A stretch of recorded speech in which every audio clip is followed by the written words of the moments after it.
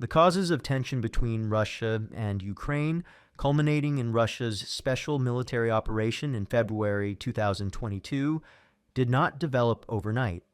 Rather, it is the result of a 30-year political conflict between the two countries.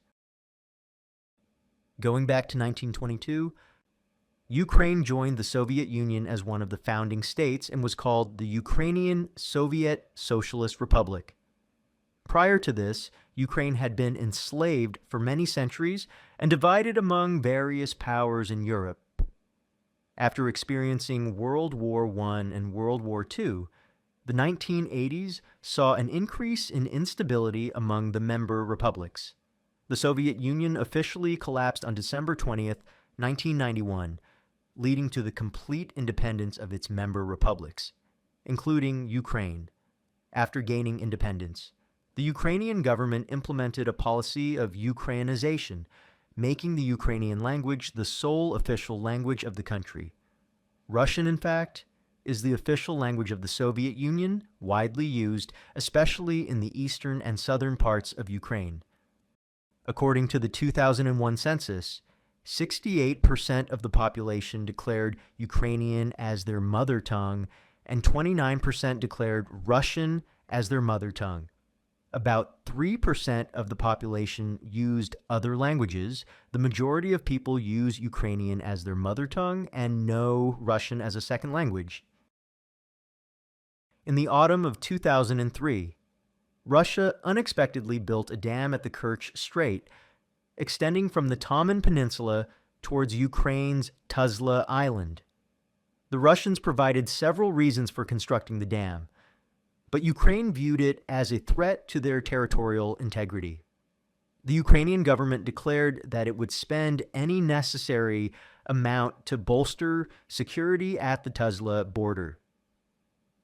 Tensions were diffused after negotiations between the leaders of the two countries, and the construction of the dam was halted. In 2004, the presidential race was between Viktor Yushchenko, who was pro-Western, and Viktor Yanukovych, a member of the pro-Russian Party of Regions. On November 21st, 2004, during the second round of the election, Viktor Yanukovych was officially declared the winner. However, reports of electoral fraud and voter intimidation skewed the results, leading to a political crisis in Ukraine.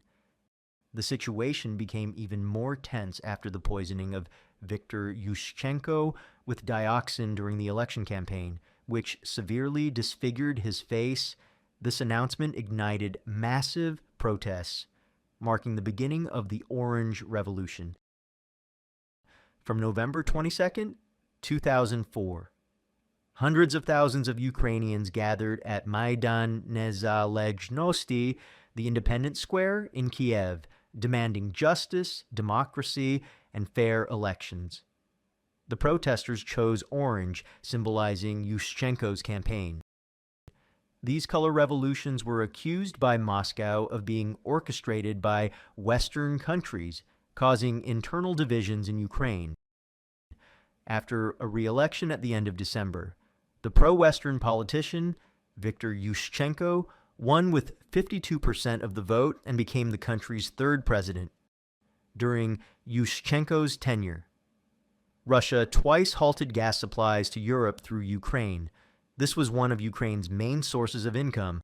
According to Reuters, Ukraine earned about $800 million to $1 billion in gas transit fees each year. This quickly led to a supply shortage in European countries importing Russian gas through Ukraine. Throughout the crisis, Ukraine suffered significant economic losses. At the beginning of 2008, during the 22nd NATO summit in Bucharest, U.S. President George Bush intended for Ukraine and Georgia to become members of NATO. However, during discussions between NATO officials and Russian President Vladimir Putin, Putin strongly opposed this. As a result, Ukraine and Georgia were promised NATO membership, but the timing remained uncertain. During the 2010 Ukrainian presidential election, key figures of the Orange Revolution had disbanded. significantly weakening Yushchenko's support and leading to a runoff between Tymoshenko and Yanukovych. In the final round, Yanukovych won the presidency with 48% of the vote, while Tymoshenko received 45%. After taking office, Yanukovych and his Party of Regions quickly acted to consolidate power. His administration pursued closer ties with Russia, notably signing the controversial Kharkiv Pact, which extended Russia's Black Sea Fleet's stay in Sevastopol until 2042 in exchange for a discounted gas price. On November 21, 2013, President Viktor Yanukovych abruptly postponed signing an association agreement with the European Union, which the Ukrainian government had been preparing for years. Instead, the government chose to strengthen ties with the Russian-led Eurasian Economic Union. Just 1 month later, Russia agreed to lend Ukraine $15 billion in financial aid and cut the price of natural gas by 33%, from 400 USD per 1,000 cubic meters to 268 USD per 1,000 cubic meters. This sparked protests in Kyiv. In early 2014, Ukrainians took to the streets to protest Yanukovych's stance on relations with the EU. The protests, primarily peaceful at Kyiv's Maidan Square. The protests became violent after the government cracked down, and snipers opened fire on the demonstrators, resulting in over 100 deaths. After intense public demonstrations, Viktor Yanukovych's government was overthrown. He fled to Russia for asylum in February 2014, taking advantage of the power vacuum in Kiev. In March 2014, Russia invaded Crimea. Crimea is a peninsula of Ukraine. However, the majority of the population living there are Russians. Following a referendum on Crimea's status under Russian occupation, the majority voted for Crimea's independence and desire to join Russia. On March 18th, Russia officially annexed Crimea, renaming it the Republic of Crimea and the federal city of Sevastopol. This annexation was condemned by many international communities, leading to Russia's suspension from the G8 and the imposition of sanctions. In April 2014, the separatists in eastern Ukraine, proclaiming themselves as the Donetsk People's Republic and the Luhansk People's Republic, declared independence shortly after the declaration. Fighting broke out between the Ukrainian military and forces supporting these two separatist states, which later escalated into the war in Donbass. By the end of 2015, over 9,000 people had died in the conflicts in Donbass. This war caused nearly 1 million people to be displaced and flee to neighboring countries. On May 25, 2014, Petro Poroshenko, a pro-Western oligarch, overwhelmingly won the first round of the Ukrainian presidential election. Poroshenko promised to improve the economy by aligning Ukraine with European countries. On September 5, 2014, the Ukrainian government and representatives of the Donetsk People's Republic and the Luhansk People's Republic signed the Minsk Agreement, aiming to end the fighting. However, the ceasefire was repeatedly violated as Russia continued to support the two separatist states, leading to renewed conflicts. On February 12, 2015, Putin and Poroshenko met in Minsk to negotiate another ceasefire in eastern Ukraine. This time, under the leadership of French President François Hollande and German Chancellor Angela Merkel. The parties reached an agreement, including an immediate ceasefire and the withdrawal of all heavy weapons to create a security zone. After tensions in relations between the two countries, Ukraine stopped supplying components used to manufacture military equipment for Russia. Shortly thereafter, Russia declared a ban on the import of Ukrainian agricultural products. In response, Ukraine closed its airspace to all Russian military and civilian aircraft. On April 21, 2019, Volodymyr Zelensky, a television comedian, was elected as the 6th president of Ukraine. He won with more than 70% of the vote, defeating Poroshenko. Constitutional amendments in Ukraine affirmed the country's strategic direction under Zelensky's leadership regarding EU and NATO membership as unchanged. In early 2021, Russia increased its military presence near the Ukrainian border, followed by a second buildup in October in both Russia and Belarus. Intelligence reports indicated that the number of troops in the southern military district adjacent to the Donbas conflict area was 85,000 during this time. Russia stated they were only conducting military exercises. The Russian government repeatedly denied any plans to attack Ukraine. On February 21st, 2022, Russia officially recognized the Donetsk People's Republic and the Luhansk People's Republic as two separate states in eastern Ukraine. On the same day, President Putin ordered the deployment of troops to the territories held by the two republics.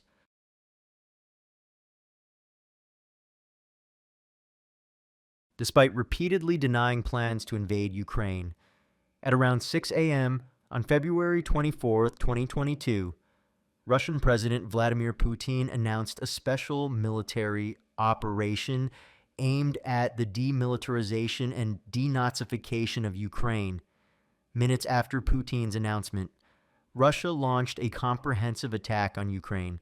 Russian troops landed in Mariupol and Odessa, while they fired cruise missiles and ballistic missiles at airports, military command centers, and military depots in Kyiv, Kharkiv, and Dnipro.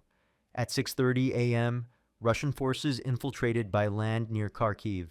At 7:40 a.m., the Russian army entered Ukraine from Belarusian territory. Ukrainian border forces reported attacks on locations in Luhansk, Sumy, Kharkiv, Chernihiv, and Zhytomyr.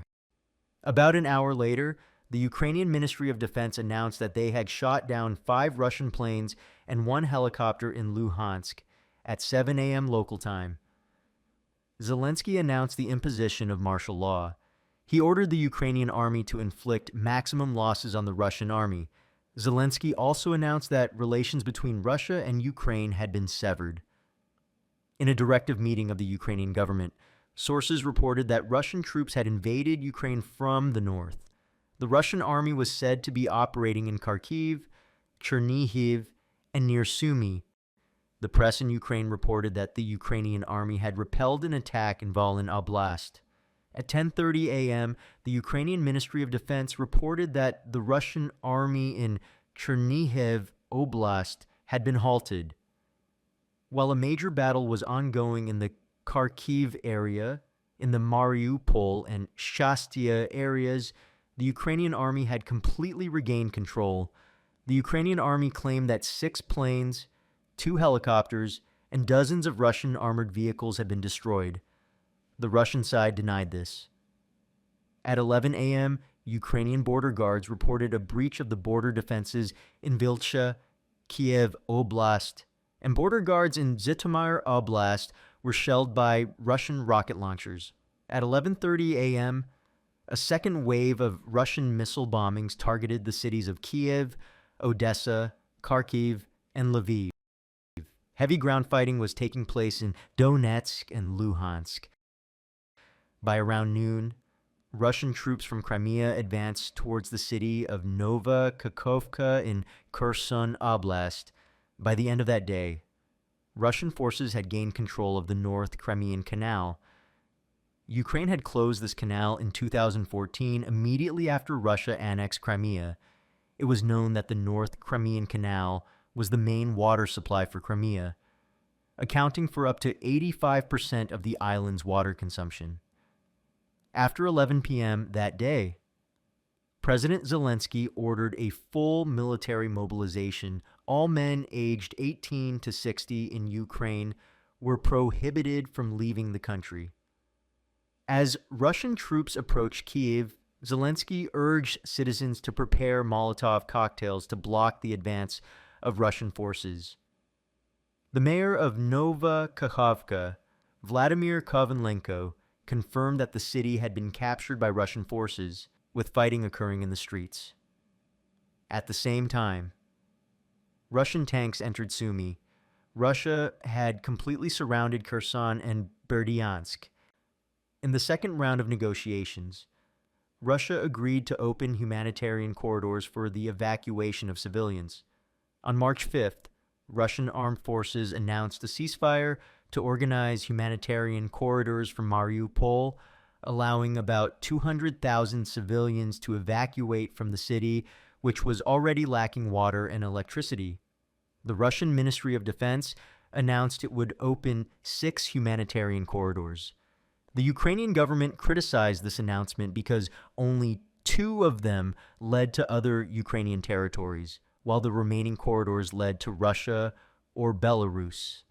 On April 21st, Russia announced it had gained control of the city of Mariupol, but about 2,000 Ukrainian soldiers were still holed up inside the Azovstal plant. Russia announced it would cease fire and open a humanitarian corridor for evacuation from the Azovstal plant if Ukrainian soldiers surrendered. On May 20th, 1,908 Ukrainian soldiers from the Azov Battalion, who had been holed up for weeks in the Azovstal plant, surrendered. On May 28th, Russia announced that the city of Lyman in eastern Ukraine was completely under the control of Russia and the Donbass separatist forces. On June 7th, Russia announced control of the city of Syeverodonetsk, although the Ukrainian government had launched counteroffensives to regain the city. On June 30th, Russia withdrew its troops from Snake Island to demonstrate goodwill, creating conditions for Ukraine to export agricultural products. By the end of September 2022, Russian President Vladimir Putin announced the annexation of the provinces of Donetsk, Luhansk, Kherson, and Zaporizhzhia, disregarding the condemnation from Ukraine and allied countries. On August 29th, the Ukrainian government announced the start of a comprehensive counteroffensive in the southeast to reclaim territory occupied by Russia in the Kherson and Mykolaiv regions. By early November, the Ukrainian army entered Kherson as Russian troops had completely withdrawn from the city. On January 13th, 2023, Russia announced control of the city of Soledar in eastern Ukraine after weeks of fighting. On May 20th, the Wagner Group gained complete control of Bakhmut, after which Wagner forces withdrew from the city, replaced by regular Russian units. On August 6, 2024, Ukraine launched its first direct attack on Russian territory. Due to the lack of experienced defensive units in the border area of Kursk province, the Ukrainian army quickly captured Kursk within a few days of fighting. By the end of October 2024, U.S. intelligence reported that North Korea had sent about 10,000 troops to Russia to fight against Ukraine in the Kursk area. On April 26, 2025, Russia confirmed North Korea's involvement on the Kursk front, and on the same day, Russia announced it had recaptured Kursk. On June 1st, 2025, Ukraine conducted Operation Spider, attacking Russia with 117 drones at Russian air bases. The targeted airports were located in the regions of Murmansk, Ivanovo, Ryazan, Irkutsk, and Amur. According to Ukraine's announcement, 41 Russian military aircraft were attacked, of which 10 were completely destroyed. Ukrainian intelligence had transported a large number of drones deep into Russian territory by placing them in wooden cabins and transporting them by truck. This appears to be Ukraine's largest operation to date, which inflicted significant losses on Russia. It is reported that the attacks caused approximately $7 billion in damage and rendered 34% of Russia's cruise missile-carrying aircraft inoperable. On June 11th, Kremlin aide Vladimir Medinsky announced that Russia had returned 1,212 bodies of Ukrainian soldiers to Ukraine. Meanwhile, Moscow received back 27 soldiers' bodies. Earlier in negotiations in Istanbul, Kiev and Moscow agreed to release all injured soldiers and prisoners under 25 years old, with each side having about 1,000 individuals. On August 15, 2025, at a summit in Alaska between Russia and the U.S., after a nearly 3-hour meeting, President Putin indicated he was not ready for a ceasefire in Ukraine. He reiterated that Moscow wanted to address the root causes of the conflict, alluding to Russia's initial goals of demilitarizing Ukraine and preventing Kiev's ambitions to join NATO. Meanwhile, President Trump stated that the U.S. and Russia have not reached a final outcome. Although no agreement was signed, he and President Putin had made positive progress. This summit helped Russia break its isolation that had lasted for over 3 years due to the Ukraine conflict.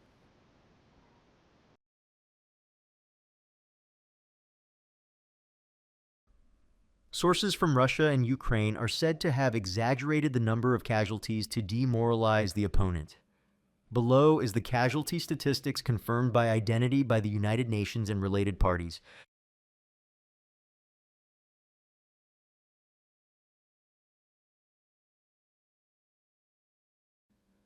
From Russia's perspective, President Vladimir Putin has assured the world that Ukraine is not just a neighboring country, but also an inseparable part of Russia's history, culture, and spirit, historically and culturally. Modern nations such as Russia, Ukraine, and Belarus all originated from the state of Kievan Rus. This was once a rich, prosperous, and powerful Grand Duchy during a long period of world history. The economic and political center of the state was located in Kiev, which is now the capital of Ukraine. These three countries are in fact closely knit and difficult to separate. It seems that Ukraine was too hasty in implementing a Ukrainization campaign in the post-Soviet era. This directly affected Russian speakers in Ukraine, leading to social polarization between the Ukrainian-speaking regions in the West and the Russian-speaking regions in the country.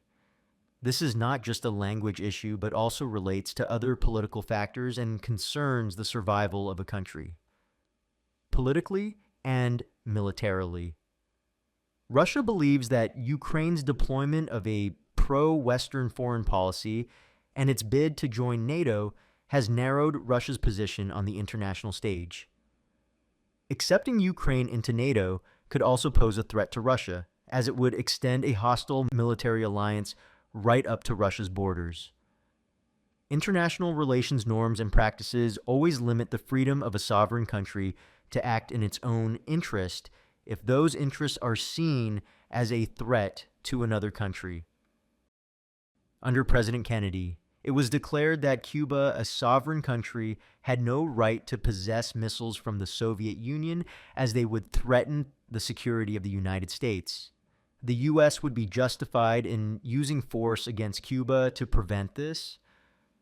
A similar situation seems to be occurring with Russia when Ukraine proactively applies to join NATO, if accepted. NATO would station its troops close to the Russian border. On one side of the conflict, Ukraine accuses Russia of using force on Ukrainian soil illegally. On the other hand, based on international behavioral norms, Russia declares it is acting within the framework of current practices. These are that countries use force even if illegally to protect their interests. There are two conflicting logics forming the basis of the argument for the parties involved in the conflict: the illegality of using force and the right to defend against a potential threat to a country. The main issue between the two countries is how to reconcile Russia's security needs, which views NATO as a threat, and the preservation of Ukraine's national identity, which sees Russia as a threat to its identity. When diplomacy fails, war occurs, and the solution is not to fan the flames of war, but to resolve differences to maintain peace, establish institutions, and negotiate agreements to promote collective security.